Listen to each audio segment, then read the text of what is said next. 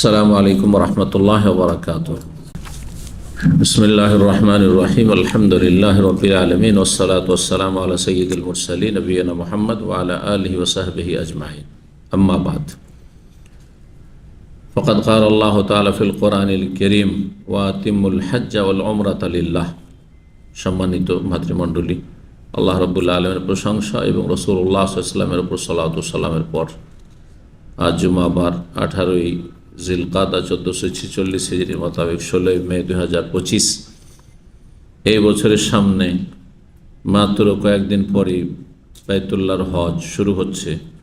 সারা বিশ্বের বিভিন্ন দেশ থেকে অনেক হাজিরা চলে এসছেন, অনেকে পথে আছেন অথবা আসবেন। আপনারা ইনশাআল্লাহ তাআলা যারা হজে ইচ্ছুক হয়েছেন যাবেন। রব্বুল আলামিনের কাছে দোয়া করি আল্লাহ সকল হাজী সাহেবদের হেফাজত করুন, সহি সালামতে আল্লাহ রব্বুল আসার তৌফিক দান করেন এবং সহি সালামত নিরাপদ হজ সম্পাদনে তৌফিক দান করেন এবং সহি সালামতে আল্লাহ রব্বুল নিজ নিজ ঘর পর্যন্ত আপনজন পর্যন্ত নিরাপদ পৌঁছার তৌফিক দান করেন। হজ সম্পর্কে কিছুক্ষণ পূর্বে আলোচনা করছিলাম, সেদিকে ইঙ্গিত করে দিই। সেটা হচ্ছে যে হজ সম্পর্কে আমাদের সব রকমের আলোচনা আছে, সংক্ষেপে আছে, মধ্যম রকমের আলোচনা আছে, আবার বিস্তারিত আছে। সবচেয়ে বিস্তারিত সহিহ বুখারী কিতাবুল হজ গত বছরে কয়েক মাস ধরে গত হজের আগ পর্যন্ত শেষ করেছি, বছরখানেক আগে, সেগুলি আছে। এখন মানুষ হচ্ছে তিন প্রকার জ্ঞান অর্জনের ক্ষেত্রে। কেউ অল্পতেই পরিতুষ্ট, আমি অল্প জানবো, বেশি জানার সময় আমার নেই আর আমার প্রয়োজন নেই, এমন লোক অনেক আছে।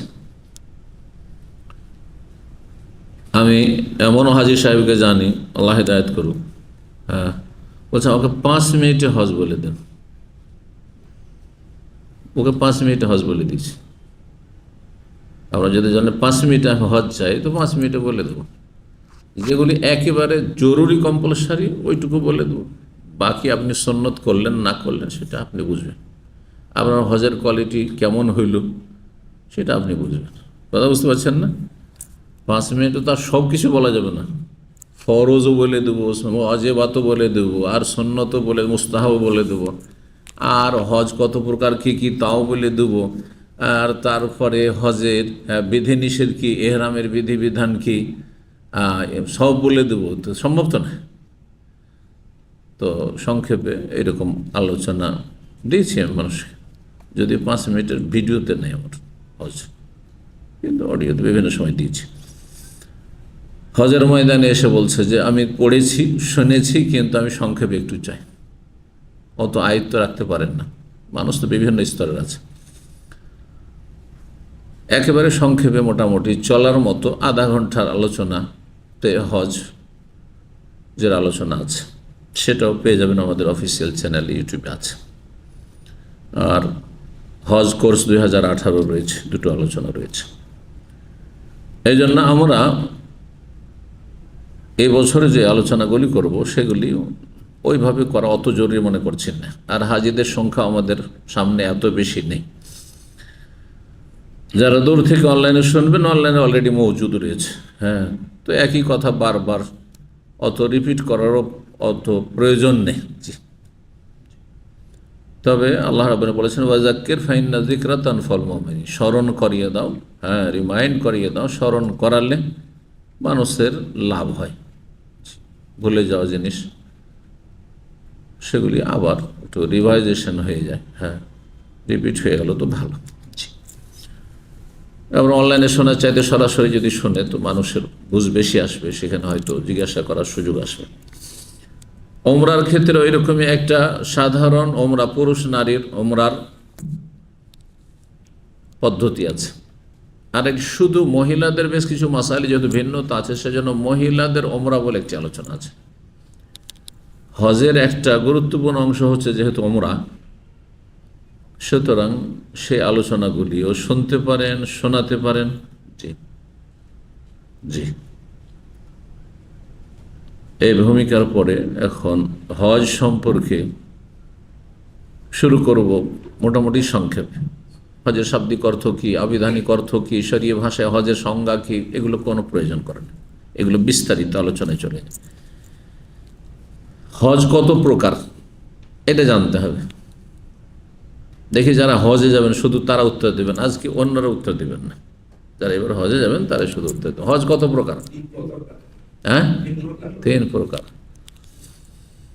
আচ্ছা বলেন তো আপনি যে হজ 3 প্রকার কি কি? তামাত্তু, জি, ইফরাদ অথবা মুফরাদ, যাই বলেন ইফরাদ। হ্যাঁ, আরব দেশে ইফরাদটা বেশি নামটা প্রসিদ্ধ, আমাদের দেশে অনেকে মুফরাদ বলে। তো কোনো কিতাব পড়তে গিয়ে দেখবেন মুফরাদ, তো আপনি তাদের বিব্রত হবে না, ইফরাদই মুফরাদ। ইফরাদ, আফরাদ, ইফরাদ, ইফরাদ মানে এক। এখান থেকে বোঝা যায় যে ইফরাদ হজ কাকে বলে, তাই না? কেরানের শাব্দিক অর্থ হচ্ছে মেলানো, এখান থেকেও খানিকটা উপলব্ধি করা যায় যে কেরান হজ কাকে বলে। তামাত্তু মানে হচ্ছে হ্যাঁ উপভোগ করা, হ্যাঁ উপভোগ করা, হ্যাঁ ফায়দা হাসিল করা। তো এটা থেকেও কিছুটা ইঙ্গিত পাওয়া যায় যে এটা আবার উপভোগ, হজে আবার উপভোগটা কী। তো এখান থেকে একটা আইডিয়া পাওয়া যায় যে তামাত্তু হজ কাকে বলে। কি বুঝতে পারলেন না? এগুলিতে হবে কি আপনার মানে বুঝতে সুবিধা হবে, মনে রাখতে সুবিধা হবে। এখন দেখি যারা হজে যাবেন তাদের কেউ একজন বললেন যে এই 3 হজের কোন হজ বেশি উত্তম? হ্যাঁ, তামাত্তু বেশি উত্তম, কিন্তু এতে ইখতিলাফ রয়েছে। অধিকাংশ ফিকহি মাসলা মাসাইল ইখতিলাফ, দ্বিমত রয়েছে। এটা কথা সবসময় জেনে রাখতে হবে। যখন মতভেদ হবে ওলামাদের, তখন আমাদের করণীয় কি? যেটা দলিলের দিক থেকে বেশি শক্তিশালী, কয়েকটি মতের মধ্যে বা একাধিক মতের মধ্যে, তখন সেটাকে আমরা প্রাধান্য দেব। আমরা কোনো একটা মজহব বা মসলাকের অন্ধ অনুসারী হব না, কারণ আমাদের উদ্দেশ্য হচ্ছে অন্য কাউকে মানা নয়, আল্লাহ এবং রসুলকে মানা। আতিউল্লাহ ও আতিউর রসুল। আর আল্লাহ এবং রসুলের কথা যেমন ইমাম আবু হানিফা পেশ করার চেষ্টা করেছেন, তেমন ইমাম শাফিও চেষ্টা করেছেন, ইমাম মালিকও চেষ্টা করেছেন, ইমাম আহমদ বিন হাম্বালও চেষ্টা করেছেন, তাই না? চেষ্টা দেবো, ত্রুটি করেননি। এটা আমাদের এই শ্রদ্ধা সম্মান সবসময় বহাল রাখতে হবে। যারা কোরআন সুন্নাহর আলেম ইমাম বা আলেম, তারা সবাই আপন আপন জায়গা থেকে চেষ্টা করেছে, কিন্তু চেষ্টা করলেই যে সবাই একেবারে 100% পুরোপুরি একবার নির্ভুল হয়ে যাবে, এটা একমাত্র রসুল্লাহর জন্য, তাই না? আম্বিয়া রসুল ছাড়া কেউ ভুলের ঊর্ধ্বে না। তো ইজতিহাদে ভুল হয়েছে, ওই জন্য হ্যাঁ কখনো 2 মত হয়েছে, কখনো 3 মত হয়েছে, কখনো 4 মত হয়েছে মাসলায়। তো হজ যে 3 প্রকার, 3টি মত হয়ে গেছে, বুঝতে পারছেন? কোনটা উত্তম নিয়ে একদল বলছেন হজে তামাত্তু উত্তম, আর একদল বলছেন হজে কেরান উত্তম, আর একদল বলছেন যে হজে ইফরাদ উত্তম। এমনকি হজে ইফরাদকে উত্তম বলা হয়েছে। 3টি মতের মধ্যে দুর্বল মতটিকেও শক্তিশালী বলা হয়েছে। আর প্রত্যেকে আপন আপন জায়গা থেকে দলিল পেশ করেছেন অথবা যুক্তি পেশ করেছেন। দলিল 2 রকম, একটা কোরআন হাদিসের দলিল, একটা যুক্তি দাঁড় করা। দলিলে কিছুটা ঘাটতি থাকলেও যুক্তি দিয়ে সেটাকে শক্তিশালী করার চেষ্টা করা হয়েছে অনেক সময়। যারা বলেছেন যে হজে ইফরাদ উত্তম, তাহলে এগুলো জানার আগে তাহলে হজে ইফরাদ কাকে বলে জানতে হয়, তাই না? আচ্ছা বলেন, যারা হজ করবেন হজে ইফরাদ কাকে বলে? হ্যাঁ, ওমরা না করে, হ্যাঁ মানে ওমরা অন্য সময় করেন, কিন্তু হজ মৌসুমে শাওয়াল, জিলকাদ আর জিলহজের 10 তারিখে 2 মাস 10 দিনের মধ্যে কোনো ওমরা না করে, শাওয়ালেও যদি একটা ওমরা করে থাকেন, হ্যাঁ তাহলে কিন্তু ওইটাই দিয়ে হজের তামাত্তু হয়ে যাবে। ঈদ উল ফিতরের দিন 1লা শাওয়াল, ওই দিনে করলো। এই জন্য আল্লাহ বলেছেন আল্লাহ হাজ্জু আশহুরুম মালুম, হজের জানাশোনা কয়েকটি মাস রয়েছে। 2 মাস 10 দিনের মধ্যে শুরু করা যায়, এর মধ্যে শেষ করা যায়, এরপরে শুরু করা যাবে না। কিছু কাজ আছে 10 জিলহজের পরে 11, 12, 13 তো শেষ করছেন, অথবা তারপরে ধরেন বিদায় তো যখন বিদায় হচ্ছেন তখন করছেন হাজি সাহেব। কিন্তু আর শুরু করা যাবে না। 10 তারিখ পর্যন্ত হজ শুরু করা যেতে পারে, তো 9 তারিখে তো আরাফা, আরাফা না হলে হজ হয় না। তো 10 তারিখে শুরু করা যায় যে বললাম, এটা তাহলে বুঝতে হবে না। কে বোঝাইতে পারে এটা দেখি? কে কে হজ করেছেন একটু এর আগে? হ্যাঁ, হজ করেছেন, বোঝান দেখি এটা, যে 10 তারিখে হজ শুরু করে হজ আপনার হয়ে যাবে। যদি এমন পরিস্থিতি হয় যে আগে পৌঁছতে পারলেন না, 8 তারিখে মেনা যেতে হয়তো সুন্নাত, সেটাও পারলেন না, 9 তারিখের দিনের বার আরাফা যেতে, আর সূর্য ডুবে গেলে তো 9 তারিখ শেষ, 10 তারিখে রাত শুরু হয়ে গেল। 10 তারিখেও যদি আপনি হজে চলে যেতে পারেন, আর আল হাজ্জ আরাফা মানে আরাফায় চলে যেতে পারেন এক মুহূর্তের জন্য, তো হজ হয়ে যাবে। এটা কে বুঝাইতে পারবে? হ্যাঁ, কারো জানা আছে? এগুলো হচ্ছে সূক্ষ্ম এলম।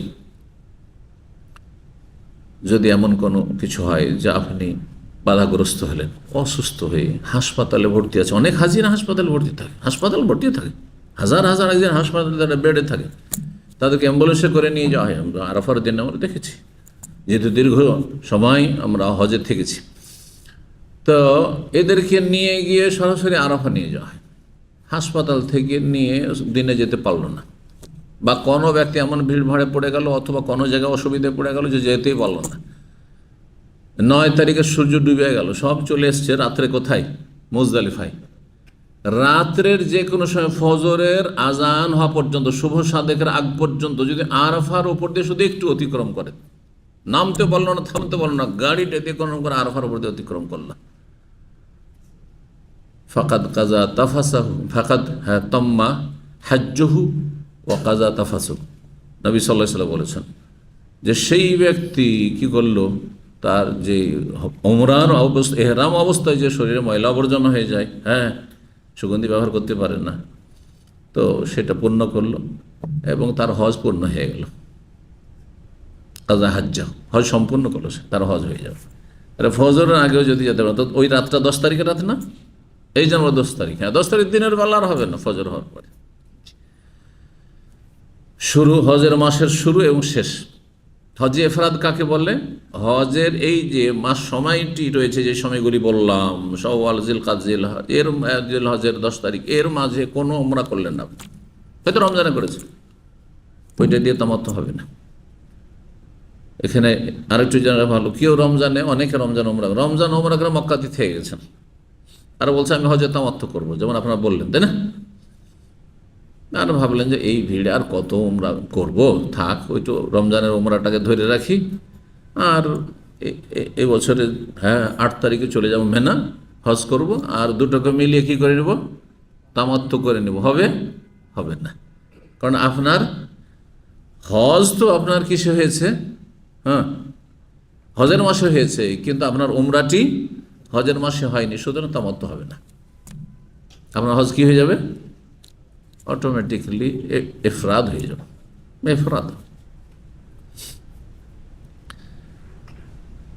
হজের মৌসুমে শুধু হজের নিয়ত করে যাওয়া, বহিরাগত ব্যক্তি যারা হজে যাচ্ছেন মিকাত থেকে, আর মক্কার লোক বা মিকাতের ভিতরে যারা বসবাস করছেন নিজের ঘর থেকে, শুধু এহরামের নিয়ত করলেন, অন্তরে নিয়ত করলেন যে আল্লাহ এই বছর আমি হজ করছি, আমি ওমরা টোমরা করবো না, অন্য সমরা করে নেব। এই হজের নাম হচ্ছে এফরাদ, মানে এক।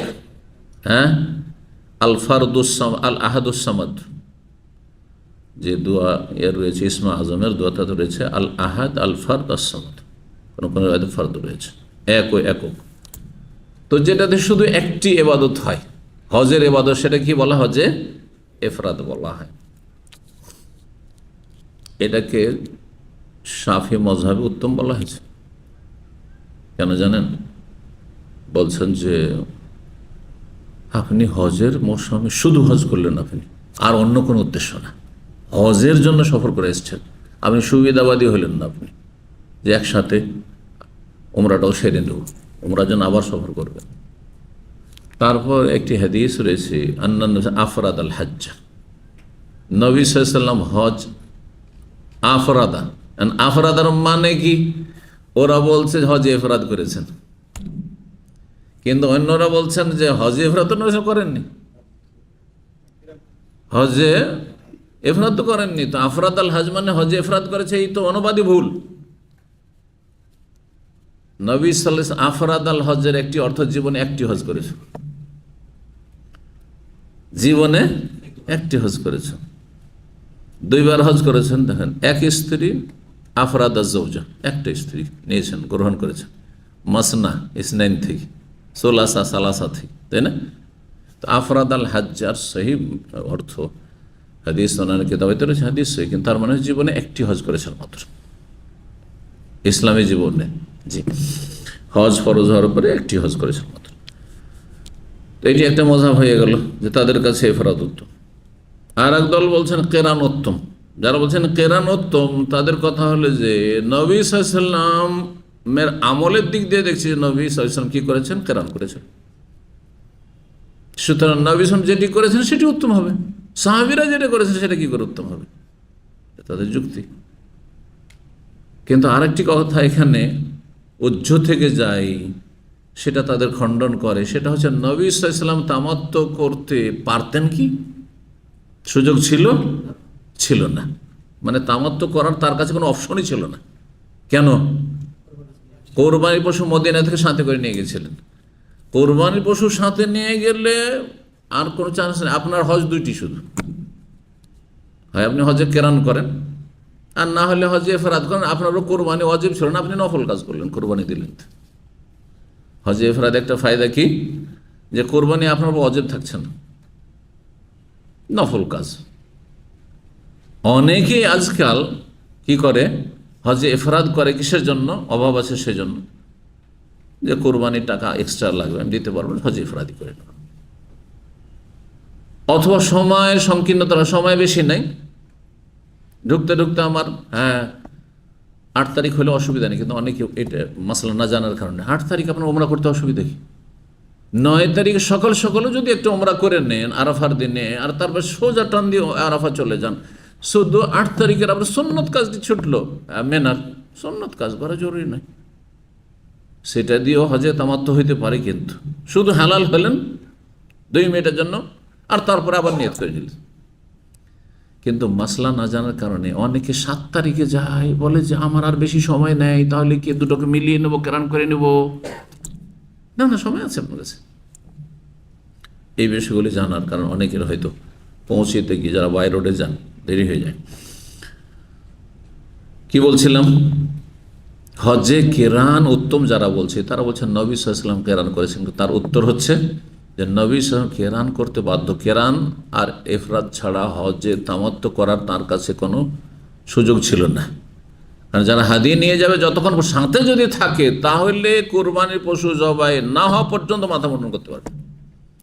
তাহলে এখানে আপনাদেরকে জেনে রাখতে হবে যে আপনাদের হাদি কোরবানির পয়সা বেশিরভাগ আপনারা করছেন কি, ব্যাংকে জমা করে দিচ্ছেন, অথবা কাউকে মক্কার আপনার আত্মীয় আছে দায়িত্ব দিলেন যে আমার কোরবানিটা করে দিও, কিন্তু বিশ্বস্ত ব্যক্তিকে দিবেন আপনি, যাদের ইমান আমলে ঠিক নেই, আল্লাহর ভয়ভীতি নেই, ধর্ম ব্যবসায়, ওদেরকে খবরদার দেবেন, না হলে আপনার কোরবানি হবে না। ইমানদার লোককে দেবেন, তারপরে সে বেঈমানি করে, তাহলে আপনি আস্থা করেছেন না ইমানদার, নামাজি, দিনদার মানুষ, আল্লাহ বাহ্যিক দেখি যে ভালো মানুষ, তারপরে খারাপ হয়ে যায়, তো সেটা হিসাব আল্লাহ নেবেন। কিন্তু একটা বেনামাজিকে সে বলল, দেশের মানুষ দেশি কোরবানি দিবেন, কত ব্যাংকে 700 লাগছে, আমাকে 300 দিলেই হবে, ও তো 300 খেয়ে নেবে, কথা বুঝতে পেরেছেন? অথবা আপনার 5-7 কিলোর খুঁজবেও, রুগীগুলো কোথাও খোঁড়া খুঁজবে, এইভাবে কাজ হয় না। আপনি ইমানদার লোককে দিতে হবে।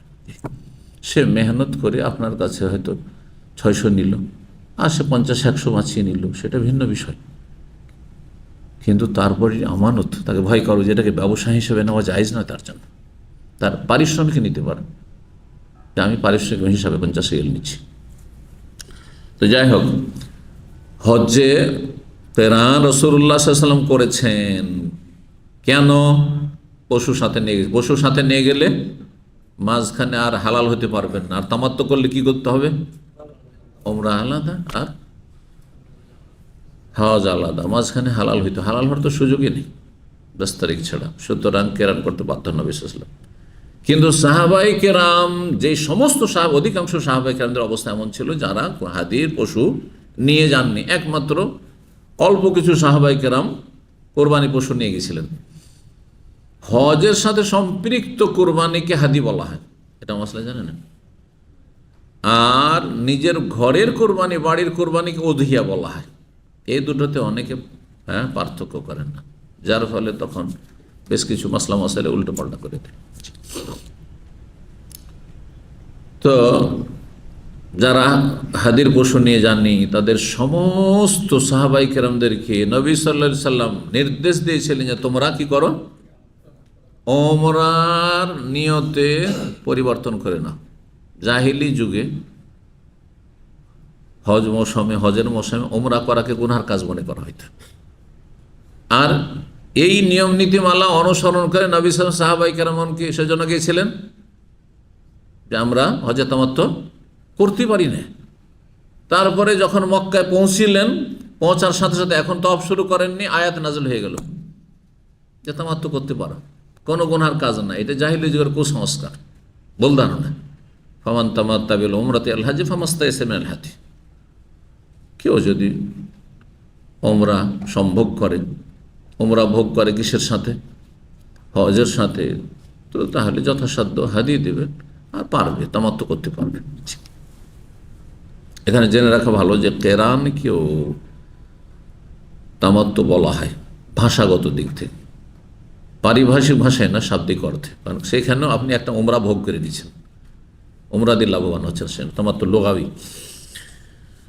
তো যখন তামাত্তুর অনুমতি হয়ে গেল, সাহাবায়ে কেরাম সবাইকে বললেন যে তোমরা এখন বাইতুল্লাহ তওয়াফ করো, সাফা মারওয়া সাই করা, চুল ছোট করো। মাত্র কয়েকদিন যেহেতু আছে, এই সময় চুল ছোট করা, যদি বেশি সময় না থাকে হজে তামাত্তু করে মাথা মুন্ডন করবেন না, কিন্তু এটা মশলা আপনাদের জন্য জরুরি। কারণ আমরা যাবেন এখান থেকে 5 তারিখ 6 তারিখে জিলহজে, আর তারপরে গিয়ে আপনার 10 তারিখ হইতে মাত্র 3 দিন বা 4 দিন থাকবে। 3-4 দিনে তো চুল বড় হবে না। যদি আপনি উমরা করে আপনি মাথা মুন্ডন করে নেন, তো 10 তারিখে তো চুলই পাবেন না আপনি, তো শুধু এমনি বেলেট চালাবেন, তার চাইতে ভালো। অথচ আপনার হজের ইবাদতটা বেশি বড় ইবাদত ছিল। এই জন্য এই ক্ষেত্রে, শুধু এই ক্ষেত্রে চুল ছোট করা উত্তম, এই উমরাতে মাথা মুন্ডন না করে। কিন্তু এমনি সময় যে কোনো উমরাতে মাথা মুন্ডন করা চুল ছোট করার চাইতে বেশি উত্তম। 3 গুণ, 3 বার করে দোয়া দিয়েছেন রহমতের নবী সাল্লাল্লাহু আলাইহি ওয়াসাল্লাম। 4র্থবারে দোয়া দিয়েছেন চুল ছোটকারীকে। চুল ছোট যারা করেন তারা গোটা মাথা থেকে করতে হবে, ওই একটু একটু একটু করে নিলে হবে না, এ দিয়ে আদায় হবে না অজে। তো এই ছিল কেরানের কথা বলছিলাম, তাই না? তো কেরান মানে কেরানের শাব্দিক অর্থ যেহেতু মিলানো, তো কেরান কাকে বলে তাহলে? যাতে মিকাত থেকে অথবা মিকাতের ভিতরে যারা বসবাস করছেন, নিজের ঘর থেকে, নিজের বাড়ি থেকে, যেখানে বাস করেন সেখান থেকে হজ উমরা দুটোর একসাথে নিয়ত করা। আর একসাথে নিয়ে চলবেন। দিয়ে হজ শুরু হবে কি দিয়ে? বাইতুল্লাহর তওয়াফ করবেন। হজে কেরানে বাইতুল্লাহর তওয়াফ যে প্রথম তওয়াফের নাম হচ্ছে তওয়াফে কদুম, এটা মুখস্থ রাখেন। প্রথমে তওয়াফের নাম হচ্ছে তওয়াফে কদুম, সে হজে কেরানে হোক আর তামাত্তুতে হোক আর ইফরাদে হোক। হজে তামাত্তুতে শুধু এই তওয়াফে কদুম ফরজ, কারণ সেটা যেহেতু কিসের উমরা, কিসের তওয়াফ, ওমরার তওয়াফ, সেজন্য। আর ওমরা যেহেতু সেপারেট হচ্ছে, তো ওমরা সেটি রুকুন, ফরজ হয়ে গেল। কিন্তু হজে কেরানে এই তওয়াফটি সুন্নাত, হজে ইফরাদে এই তওয়াফে কদুম, প্রথম গিয়ে মক্কা যে তওয়াফ ওটি সুন্নাত। যদি কেউ নাও করে, সরাসরি মিনা চলে গেল, ও কাবা ঘরে গেলই না, আর করছে কি হজে কেরান অথবা ইফরাদ করছে, সরাসরি আরাফা চলে গেল। মক্কার লোকের এভাবে হজ করে,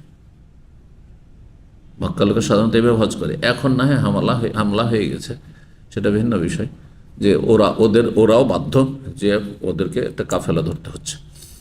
কিন্তু মাত্র কয়েক বছর আগে তারা হাট বাজার করার মতো কি করতো, মক্কার লোকেরা হজ করতো, চলে গেল সরাসরি। 8 তারিখে যেত না ওরা, বাড়ি থেকে সোজা চলে গেল, বাসা থেকে আরাফা চলে গেল 9 তারিখটা থাকলো, আর তার 10 তারিখের রাতটা মুজদালিফায় থাকলো, আর সকালবেলা পাথর মেরে এসে বাড়িতে পৌঁছে গেল।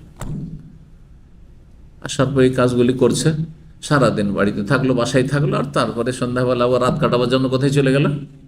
মিনা চলে গেল।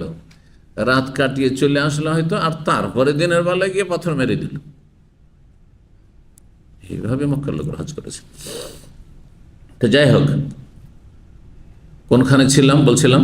হজে কেরান। হজে কেরান মানে দুটোকে মিলিয়ে একসাথে নেওয়া। আপনি বাইতুল্লাহর তওয়াফ করবেন সুন্নাত, এটি সাফা মারওয়া সাইটা এই সময় যদি করে রেখে দেন আর 10 তারিখে সাই করতে হবে না, কারণ কেরান দুটোকে একসাথে যখন মিলিয়ে আপনি করছেন একটি সাই যথেষ্ট। এটা সহিহ মত, যদিও বিষয়টিতে ইখতিলাফ রয়েছে। একসাথে চলার কারণে সুবিধা। তো এইখানে এই দিক থেকে কেরান একটু হালকা, যে উমরারও নেকি পেলেন আর হজেরও নেকি পেলেন, কিন্তু মেহনত কম করতে হলো। বুঝতে পারছেন কি না? 3 হজের পার্থক্যগুলি একটু তুলে ধরব।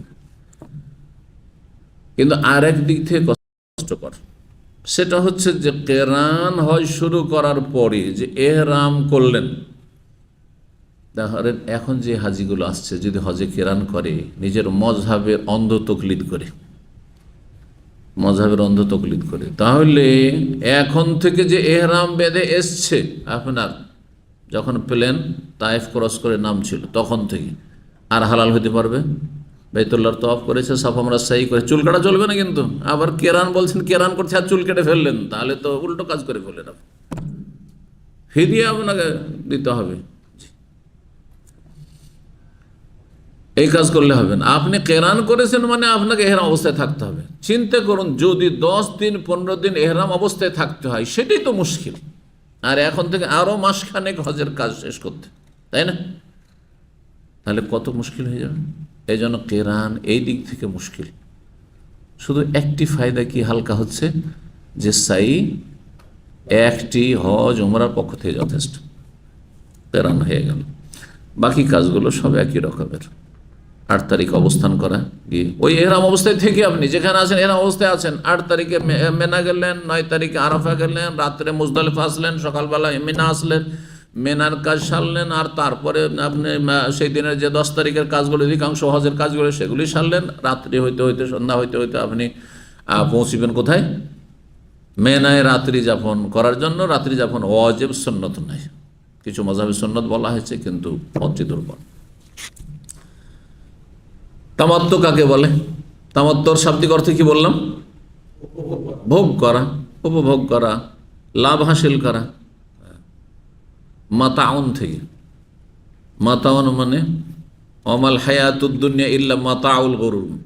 মাতা মানে ক্ষণিকের ভোগের সামগ্রী। হ্যাঁ, অমাল হায়াতুদ দুনিয়া ফিল আখিরাতি ইল্লা মাতা। আখিরাত পরকালের নিয়ামতের মোকাবিলায় পাশাপাশি যদি দুনিয়াকে রাখেন, এটা ক্ষণিকের সামগ্রী, ভোগের সামগ্রী। যতই দুনিয়ার আপনার রাজত্ব থাক, আর দুনিয়ার ধন সম্পদ আপনার কাছে চলে আসুক, হঠাৎ করে মরে যাবে, সব ছেড়ে খালি হাতে চলে যাবে। কিন্তু জান্নাত চলে গেলে ব্যাস চিরস্থায়ী, সেখানে কোনোদিন এর নিয়ামত শেষ হবে না, ঠিক না? তো মাতা থেকে হচ্ছে এই তামাত্তু, ভোগ করা। তো যাই হোক, তামাত্তু কাকে বলে? তামাত্তু হজ এমন হজ যাতে ওমরা হজ দুটোই হয়, কিন্তু আলাদা আলাদা হয়, পৃথক পৃথক হয়। প্রথমে আপনি শুধু ওমরার এহরাম করবেন, বাইরে থেকে আপনারা যাচ্ছেন, সুতরাং মিকাত থেকে বেনাহের মিকাত ক্রস করা যাবে না। আপনাদেরকে আফাকি হাজি বলা হয়, মানে যারা দিগন্তে বসবাস করে, বাইরে, বহিরাগত। এক কথায় কিসের বহিরাগত? মিকাতের বাইরে যারা আছে আর সেখান থেকে আসছে। আর মিকাতের ভিতরে, যেমন কেউ জেদ্দায় আছে, মিকাতের ভিতরে।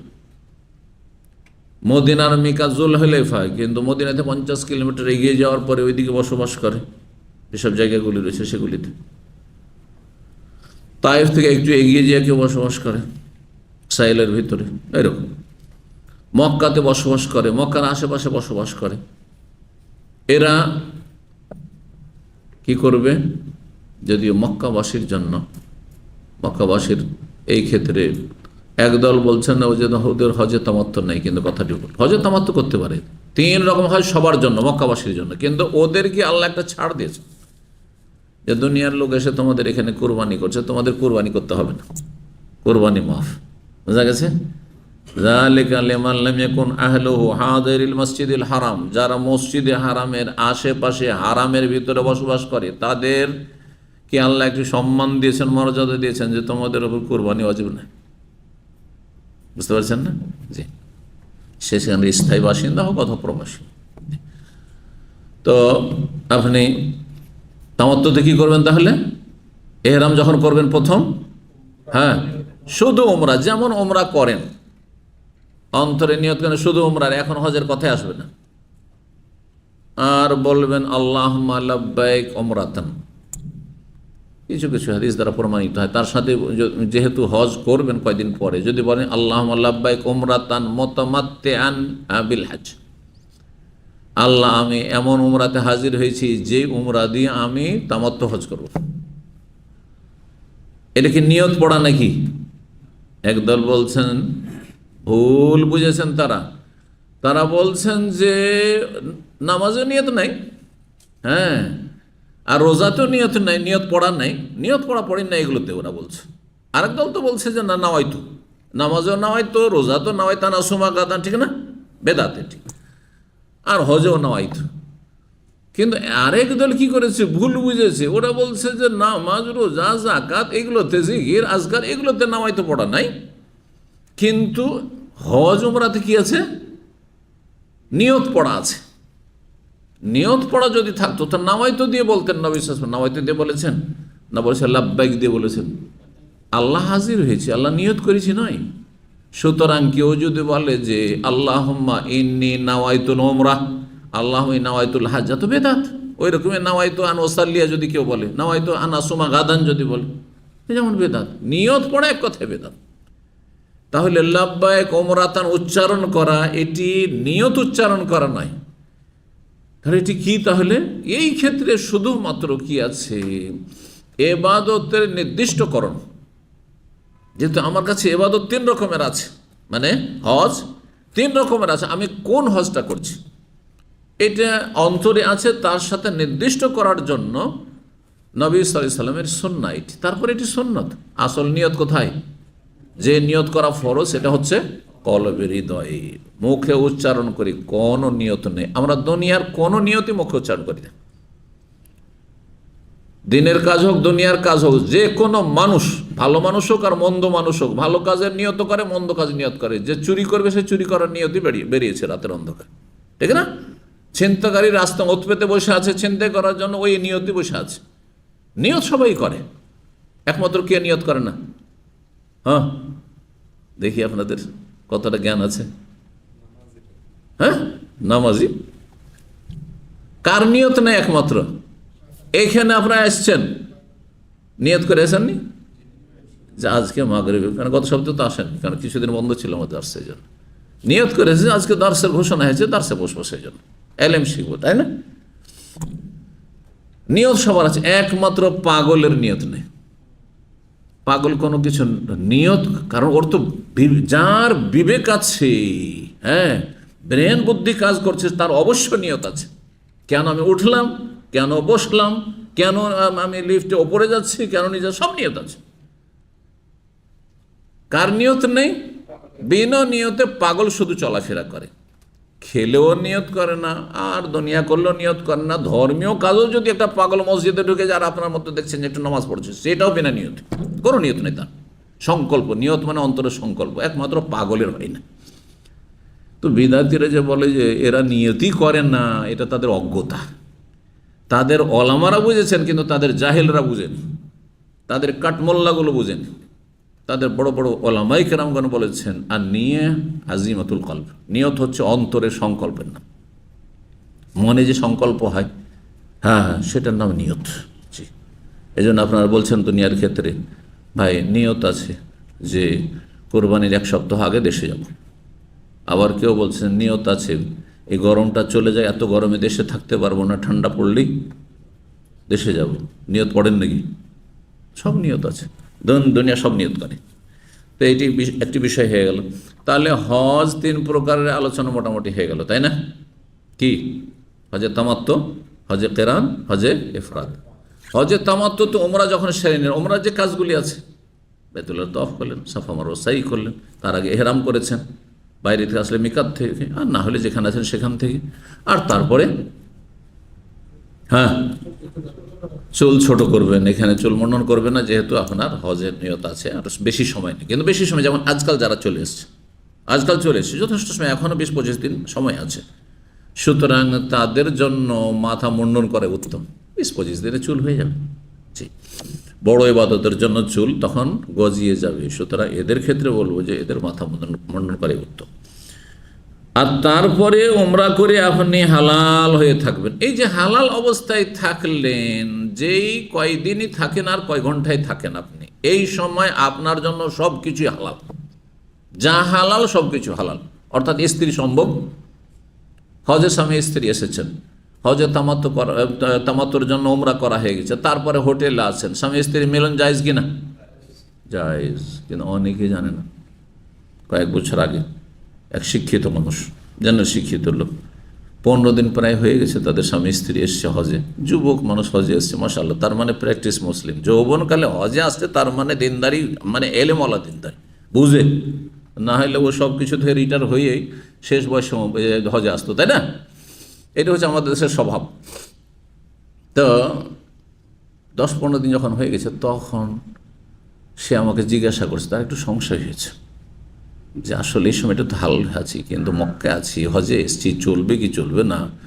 এবার শেখ, আমরা তো 10-15 দিন ধরে আছি স্বামী স্ত্রী, তো আমরা কি স্বামী স্ত্রী মিলন করতে পারবো? কেন পারবেন না? অসুবিধা কি? জি। আর এই যে স্বামী স্ত্রী মিলন করতে পারবেন, এইটাকেই আপত্তির দৃষ্টিতে দেখতো জাহিলি যুগের কাফেররা, যার ফলে তারা বলতো যে হজে তামাত্তু করা কি পাপের কাজ, হজে তামাত্তু করা পাপের কাজ। আপনি আল্লাহর ঘর এসছেন হজ করার জন্য, আর আপনি হজে তামাত্তু করবেন, ওমরা করে আপনি হালাল হয়ে থাকবেন, আর স্ত্রী সম্ভব আমোদ ফুর্তি করবেন, আমোদ ফুর্তি করতে এসছেন। তাহলে দেখেন, বাতিল পন্থীদের কাছেও কিছু যুক্তি আছে। মক্কার কাফের আরব মুশরিক যারা তাদের তরিকে হজ করতো আর শিরকি তলবিয়া পড়তো, তাদেরও কিছু যুক্তি। তো যুক্তি থাকলেই কোনো মত আর কোনো চিন্তা সেটি শক্তিশালী হয় না। দেখতে হবে যে সত্যি কি আসলে সেই যুক্তি কোরআন সুন্নাহ সম্মত কিনা, দলিল সম্মত কিনা। তো হজে তামাত্তুতে কি হয়ে গেল? উমরা হয়ে গেল। আর 8 তারিখ যখন আসলো, তখন কি করবেন? এখন এহরাম করবেন। যেখানে আছেন সেখান থেকে এহরাম করবেন। হোটেলে আছেন হাজি সাহেবরা, তাহলে হোটেলে আপনাকে নিয়ে গিয়ে যদি হোটেলে রাখে, যে আপনি এখান থেকে গেলেন আর উমরাটা করলেন আর তারপরে হোটেল দিয়েছে, তাহলে তো ঠিক আছে। কিন্তু হোটেল দেয়নি ধরেন, আর 7 তারিখে আপনাকে নিয়ে চলে গেছে কোথায়? মেনায় নিয়ে চলে গেছে। এখানকার হাজিদের করে এরকম যে 7 তারিখে অনেক সময় আগে গেছেন, যেহেতু 6 তারিখে পৌঁছে গেছেন, হয়তো অনেকে 5 তারিখ 6 তারিখে চলে যায়, তো খেমাতে সরাসরি নিয়ে রেখেছে। তো আপনার খেমাটে বাসা, আপনার খেমাটে তাঁবু, মেনার তাঁবু মেনাতে বাসা। তখন আপনার 7 তারিখে এহরাম করে নেবেন না, করবেন না, কারণ 7 তারিখে তো এহরাম করার সময় হয়নি। 8 তারিখে সকালবেলা গোসল টোসল করে পরিষ্কার পরিচ্ছন্ন এহরাম করবেন। আর এহরাম করা অবস্থায় আপনি জোহর, আসর, মাগরিব, এশা, ফজর পড়বেন। এখন হজের কাজগুলি 8 তারিখে শুরু হলো। যারা হজে তামাত্তু করছেন সেই দিন এহরাম করবেন। যদি মক্কায় থাকেন, মক্কা থেকে। যদি আপনি রাস্তাঘাটে কোথাও আছেন, বেশি সময় নেই, শুধু কোদায় পার্কিং গাড়ি রেখেছে, এটাও হয় কিন্তু আপনাদের এখানকার মানুষদের হজে, যে যাও শুধু উমরাটা করে আসো, এই যে গাড়ি কোদায় পার্কিংয়ে থাকলো বা আদল পার্কিংয়ে থাকলো, এখানে আসো, আর এখানে এসে আমরা অপেক্ষা করব, তোমাদেরকে নিয়ে মেনা যাবো, কারণ তোমরা চিনতে পারবে না, প্রথম চেনানোর জন্য। তাহলে ওর মাঝে আপনি উমরাটা সারলেন, সারার পরে যে কোনো জায়গায় ফ্রেশ হয়ে যান। আপনি টয়লেটগুলোতে চলে যান, ফ্রেশ হয়ে যান, গোসল ব্যবস্থা আছে, ওসব যে কোনো জায়গায় গোসল করে নেন, ফ্রেশ হয়ে যান। গোসল করা সুন্নাত, যদি ওয়াজিব না। ময়লা আবর্জনা একটু দূর করে নেন, আবার কয়েকদিন এহরামে থাকতে হবে, আর তারপরে এহরাম পরে নেন। সেই এহরামের কাপড় যদি পাক থাকে সেটাই পরে নিতে পারেন, যদি একটু ময়লা হয়তো হয়ে গেছে, আর যদি আলাদা থাকে পরিষ্কার পরিচ্ছন্ন, তাহলে ভালো কথা, কোনো অসুবিধা নেই। সেই এহরামের কাপড়ই হতে পারে পুরুষদের জন্য, মহিলাদের তো যে কোনো পোশাক হতে পারে। এহরাম অবস্থায় কাপড় পরিবর্তন করতে পারবেন কিনা? পারবেন? পারবেন। কিন্তু মাঝখানে কাপড় বদলাতে গিয়ে, পরিবর্তন করতে গিয়ে, সেলাই করা কাপড় পরলে হবে না পুরুষদের। কি বুঝলেন? এক এহরাম থেকে আর এক এহরাম করবেন আপনি। কাপড় এইটা এহরাম ময়লা হয়ে গেছে, আর একটা এহরাম পরবো, হ্যাঁ, তো বাথরুমে গিয়ে গোসল টোসল করে ফ্রেশ হয়ে, হ্যাঁ, প্রথমত তাহলে এহরামের কাপড় শরীর থেকে খোলা যাবে, বিবস্ত্র হওয়া যাবে, এটাও মশলা। কারণ এখানে অনেকে দ্বিধাগ্রস্ত, না এহরাম বেঁধেছি মানে বেঁধেছি, খোলাখুলি না, না না রে ভাই, গোসল করতে পারেনি অবস্থা আপনি। তো তাহলে এহরাম কাপড়ে নেই, এহরাম কিসে আছে? এইখানে আছে। এহরাম আসলে এখানে আছে। এহরামের কাপড় যদি পরেই থাকেন, আর যদি এহরাম অবস্থায় গিয়ে একটু অসুস্থ হয়ে গেলেন, আর যাব না, উমরা করব না, হজ করব না, ফিরে চলে আসো, আর এহরামের কাপড় বেরিয়ে দাম চলে আসলেন, তারপরে এহরাম থাকবে নাকি? কারণ নিয়ত শেষ করে ফেলেছেন, নিয়ত ভাঙার নাম হচ্ছে ভেঙে দাও। তো এই ছিল কথা এই সম্পর্কে। হজে তামাত্তু আর হজে কেরান, হজে এফরাদে 8 তারিখ থেকে কাজগুলি সব একরকম, কিন্তু সব একরকম। হজে তামাত্তুতে নতুন করে এহরাম করতে হচ্ছে, হজে এফরাদে ওই যে আগে থেকে এহরাম করে এসেছেন সেই এহরামে থাকতে হবে। হ্যাঁ, বাইতুল্লাহর তওয়াফ করে সাফা মারওয়া সাই যদি করে নেন তো করে নিলেন, আর তারপরে তখন আপনি, আর তখন না করলে আপনার 10 তারিখ পরে করতে হবে। তওয়াফের পর এক কথায় করতে হবে সাফা মারওয়া সাই। এখন করেন প্রথমে অথবা পরে করেন, আর তারপরে আপনি ওই অবস্থায় থাকলেন। 8 তারিখে এফরাদকারী ওই আগের এহরামে আছেন, কেরানকারী ওই আগের এহরামে আছেন। এখন কি কাজ? বাইতুল্লাহ এসে তওয়াফ করবেন, হ্যাঁ, সরাসরি কোথায় চলে যাবেন? মেনা চলে যাবেন। এখানে আর একটি মশলা বলি, যেখানে অধিকাংশ হাজিরাই এই বেদাত করে বা ভুল করে, সেটা হচ্ছে যে এরা তো সাধারণত হালাল হয়ে থাকে ওমরা করে, তাই না? বাইরে যারা হাজিরা আগে চলে আসছে হালাল হয়ে থাকে, হজে তামাত্তু করবে এক কথায়। আজকাল অধিকাংশ হাজিরা হজে তামাত্তু করে। এরাকে যখন বলা হয় যে তোমাদেরকে 7 তারিখের দিন গিয়ে রাতে নিয়ে চলে যাব, অথবা 8 তারিখে সকালে নিয়ে যাব, যারা একটু ভিআইপি হাজি 8 তারিখে সকালে নিয়ে যায় মেনা। আর আজকাল যারা সাধারণ হাজি সবগুলিকে আগেই রাস্তা ক্লিয়ার করার জন্য, ভিড়ভাড় থেকে বাঁচানোর জন্য, আপনার এশা পর থেকে শুরু হয়ে যায়, 7 তারিখের দিন গিয়ে এশা থেকে শুরু হয়ে যায়, আর হোটেল থেকে সবকে নিয়ে যায়। মক্কা গিয়ে দেখলে বুঝতে পারবেন যে বিভিন্ন দেশে, ইন্ডিয়া বাংলাদেশের হাজিদেরকে বা বিভিন্ন দেশের হাজিদেরকে সবকে রাতারাতি সবকে মেনা পৌঁছে দেয় সময়ের আগে। জায়েজ আছে পরিস্থিতি, যেহেতু এইরকম যে অনেক লোকজনের সমাগম সকালবেলা শুরু করা গেলে খুব মুশকিল হয়ে যাবে, সেই জন্য একটু মানুষের সুবিধার জন্য আগে নিয়ে চলে যাচ্ছে। এখানে যে ভুলটি করে সেটা হচ্ছে যে হাজিরা এহরাম বাঁধে নিজের হোটেলে, আর তারপরে তো সবাই ছুটে বাইতুল্লাহ। দেখেছেন বা জানেন, যাদের আত্মীয় স্বজন হজ করেছে আর হাজি সাহেব বা দেশি হাজি সাহেবদের সাথে থেকেছেন, তারা ভালো করে জানেন এই বিষয়টি, আর না হলে জানবেন না, কারণ এখানকার হাজিরা তো এগুলো করতে যায়নি। কিন্তু যারা বাইরে থেকে এসে আছে আর দিন সম্পর্কে জ্ঞান রাখে না, অথবা বেদাত করে, বিভিন্ন বেদাত করে, তারা এই একটি বেদাতও করে, আর তাদের মোয়াল্লেমগুলো সব জাহেল অধিকাংশ। এরা করে কি যে তুমি শুরু করবে হজ, হ্যাঁ, এখানে 8 তারিখে এহরাম বেঁধে, তো এহরাম বাঁধার পরে তওয়াফে কদুম করবে না? এইটা তওয়াফে কদুম না? তওয়াফে কদুম যখন প্রথম মক্কা এসেছে তখনই হয়ে গেছে তওয়াফে, আর 8 তারিখে 7 তারিখে তওয়াফে কদুম নেই। তাহলে এখানে করণীয় সুন্নতি তরিকা কি? হ্যাঁ, যে হাজি সাহেবরা যেখানে হোটেলে আছেন, মিসফালায় ধরেন আছেন, হোটেল থেকে এহরাম বাঁধবেন, এহরাম বাঁধার পর আর কাবা ঘরে এসে কোনো তওয়াফ নেই, এটা অতিরিক্ত বাড়তি তওয়াফ। এটাকে যদি হজের অংশ মনে করে তাহলে বিদআত। যদিও নফল এমনি একটা তওয়াফ করব, তবুও সেটা পছন্দনীয় নয়। কি জন্য? যে অনেক মানুষদের জন্য কষ্টের কারণ এরা হবে।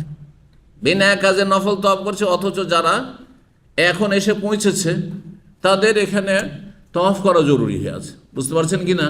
সেই জন্য আপনাদের আত্মীয় স্বজন যারা দেশ থেকে আসছে এই বেদাত করতে নিষেধ করবেন।